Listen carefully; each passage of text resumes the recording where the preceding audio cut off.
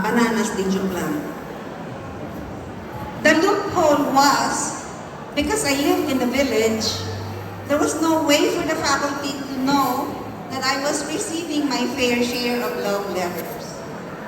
Most of these were, like they said, edited and returned to sender or sent straight to the trash can. There was one boy, however, who wrote me a beautiful love letter. I didn't edit and return to sender. I didn't throw it into the trash can. I kept it under my pillow and read and reread it every 5 minutes. And this boy said that he was willing to wait for me for 14 years, just like Jacob waited for Rachel. And I thought it was so romantic, and I believed him. And I waited and waited for the next letter, but none was forthcoming. And before I knew it, he and another girl, a friend of mine, were already an item. Are boys today the same as they were 50 years ago? Love was regarded as a crime when we were in high school.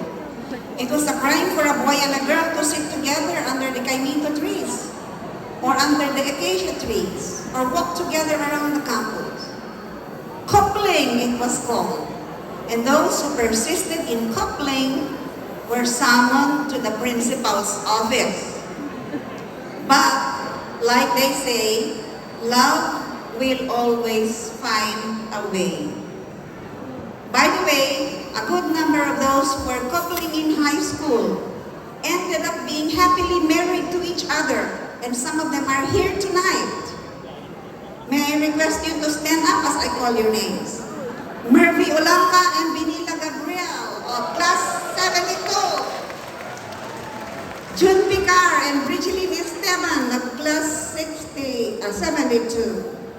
Michelle Zenith and Zenica Bliss of Class 62. Class 72, sorry. Jesse Comilang and Carol Cabansag of Class 66. And Teofilo Espirito and Merlinda Lapeño of Class 65. By the way, Dr. and Mrs. Espirito are celebrating their golden wedding anniversary this year.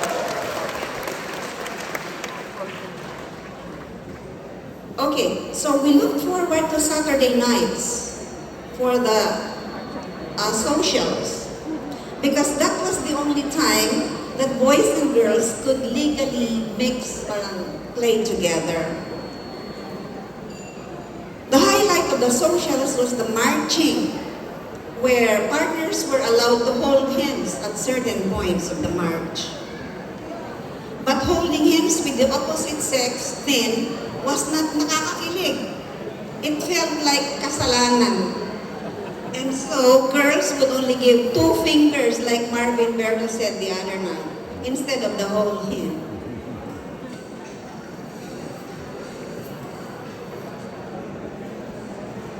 English had always been my favorite subject.